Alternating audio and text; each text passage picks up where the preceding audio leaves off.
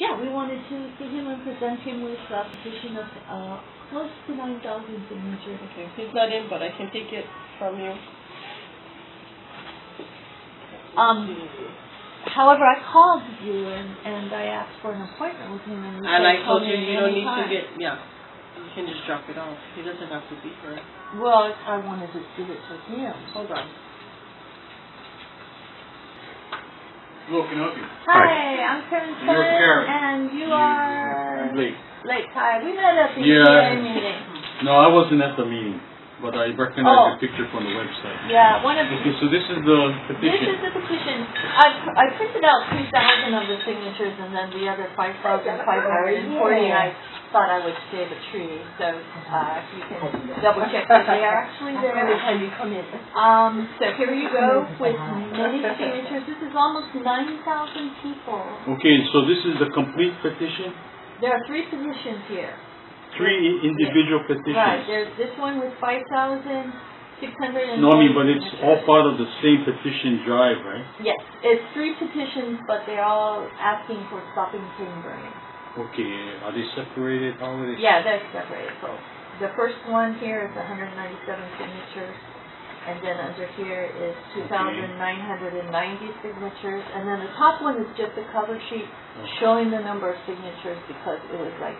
Okay, so let me separate them. So you have them separated. Okay, this is the close to 3,000 signatures. This is the 197. This is the 5,560. Oh, I see. Okay. So this is the 3 you're mentioning right here. Correct. Okay, and that's a cover letter you're going to attach? This is actually some questions I have for you. We would like to know, first off, how many days did you call no burn day for? I don't have the information here, but it's available. And so maybe you could email it to me. If you want. Yeah, I would like that, just for the last 2 years. And then the second question is, who was the actual person who signed off, Condition 5. 27. You're talking about the ag burn permit itself. Yeah, only the person who signed the permit? Well, who said that they didn't have to observe Condition 5, which says, minimize visible smoke from entering any nearby building, public road, highway, beach, or So area. you're asking for who's the signatory on the actual permit? No, wait, I'm not quite there yet. Okay. I'm asking because on the next page, Friday is HC&S is granted exemptions for many of their fields from the Friday and Saturday. requirement that they Hang on, let me drop get a copy of the Sunday permit. is the same as Thursday. Right at school, that's why. Yeah.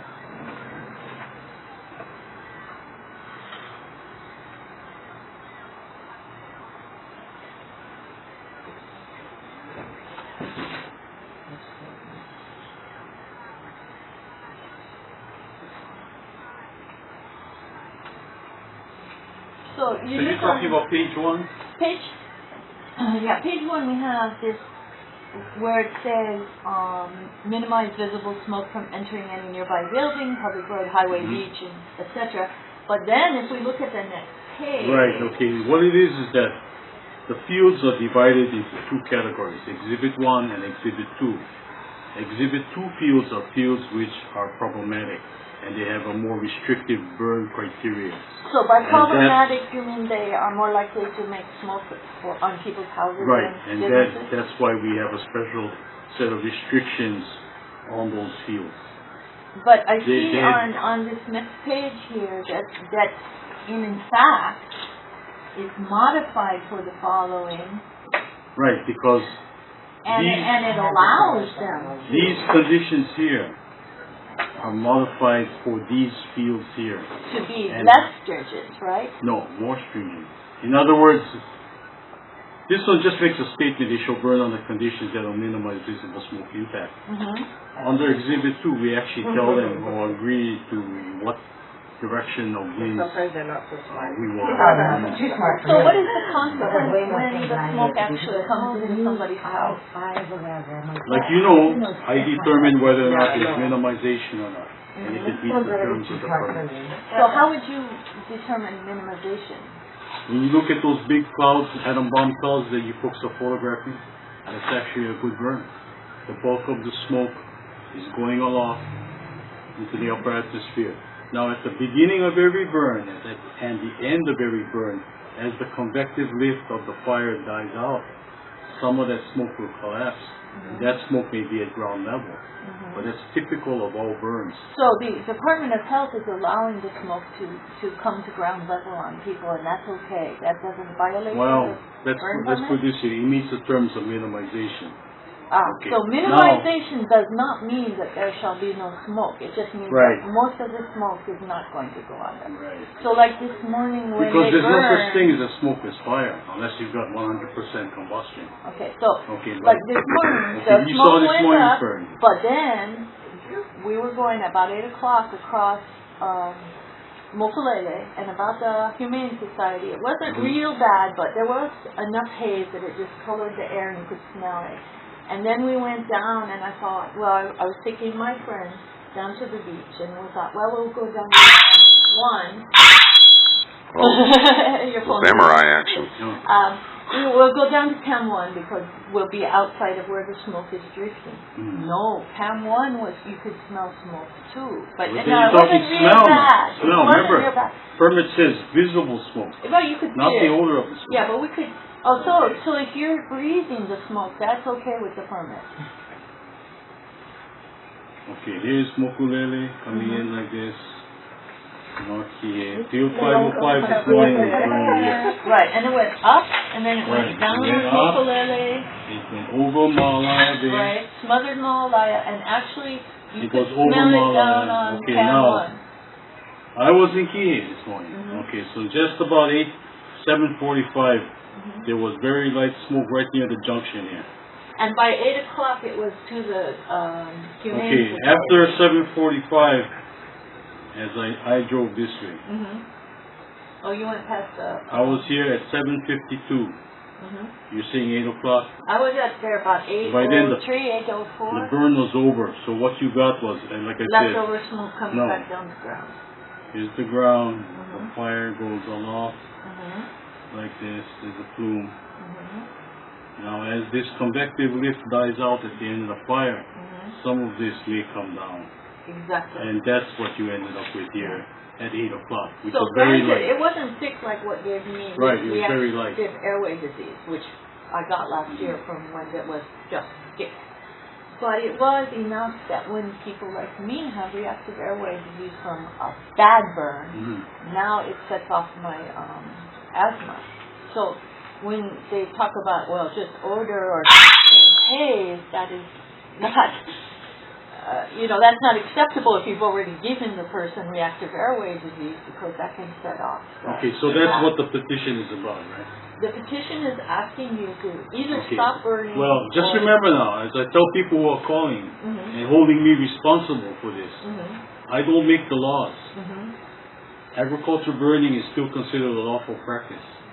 However, you as the Department of Health are responsible for protecting our health. So if there is, as you say, no way of completely eliminating the smoke, the Department of Health has a duty not to allow burning.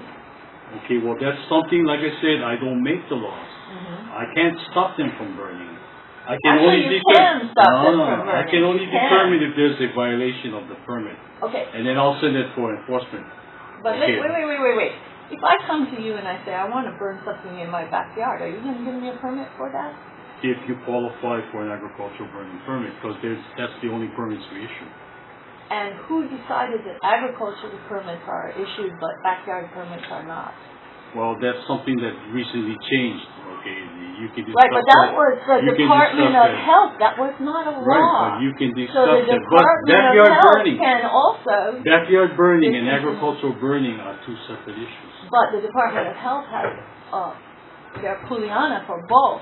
So if the Department of Health Right, on so its now own you're can getting- decide not to now- allow us to backyard burn. Karen, Let me finish my sentence, don't interrupt Okay, me. go ahead. Yeah, I'm going to give you my thought. Okay, so if the Department of Health, without a law, enabling law, can say to all of us, we cannot backyard burn, then the Department of Health can also tell AMU they cannot burn. It's a public health hazard.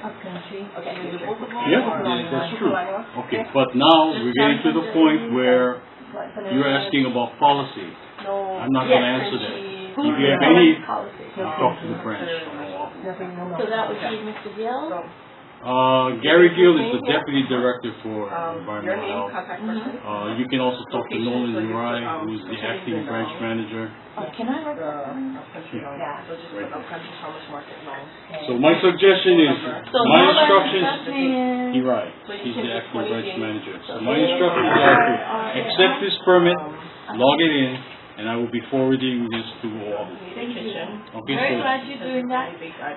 Now, but, and then you're gonna get me the, days that you called. well, I'll submit this with the permit. It'll go to Oahu. Okay. Okay. They're not, wait, but you were the one that called the no burn date, Right, but all the information that comes out pursuant to this written request will come out of branch. And how long will that take? I don't know. Okay. Weeks? I'll send this over to Oahu today. Great. Okay. Okay, so then, and my final question that I had asked before, but didn't quite get an answer. Okay, when AMB comes in with their permit, and you issue the permit. I do not issue the Okay. permit now. Nolan signs off on the So permit. it's Nolan, did I spell his name or? Yes. Okay, and he's in Oahu. Right. He's the acting branch manager at this time. Oh, okay. Great, well, thank you very much. I Okay. appreciate your reading. So anyway, like I said, I'll send it over today sometime. I have a question. Several weeks back, Kihei was absolutely inundated with cane smoke. On what day? You probably got. I'm sure you got some complaints because that's when I started up the whole calling. So you are. Kevin Jackson. Okay, I talked to you on the phone. Yes. Kihei was blanketed in smoke, completely blanketed in smoke. There was kids walking to school with handkerchiefs over their faces, their shirts tied around their faces, and I know that you received complaints about that because I was one of the ones that complained about that.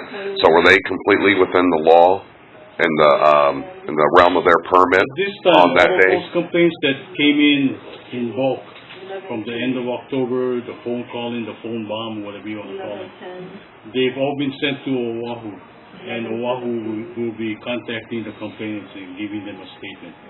Well, and we need to make clear that we have two things going on.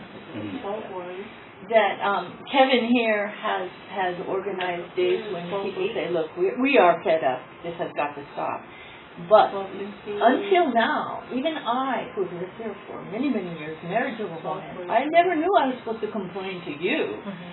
So you did not get very many complaints. But now we're getting the word out. If you are affected by the smoke, call me, email or call you. Right. So we have two separate classes of complaints coming here. General complaints saying, hey, this is too much. And specific date, this time, I was affected by smoke. So I just want to make that clear, and that's my safety. Yeah, I've been logging the complaints, whatever comes to me. Yeah. I've been sending it to Oahu. And like I said, they will be. Has there been any action ever against HC&S in the last 2 months? Oh, that's Last 2 months? Yeah. No, not that I can recall. Okay, so it's okay for them to completely inundate South Kihei and North Kihei in As long as smoke? they abide by the terms of the permit, which call for minimization of visible smoke. Would you consider that 200-300 yards of visibility is minimization? Like I said, you look at the overall burn, it's the bulk of the smoke went aloft, and the collapse. I believe that the column collapsed directly on Right, to but the collapse Kihei. is typical of every burn. Right, oh yeah, I understand that. I understand that. I know all about fires. You're saying that's legal, that's permitted. Right. So none of our rights are violated when we wake up I'm not at 4 saying o'clock in the morning There's and no violation of the permit. Okay.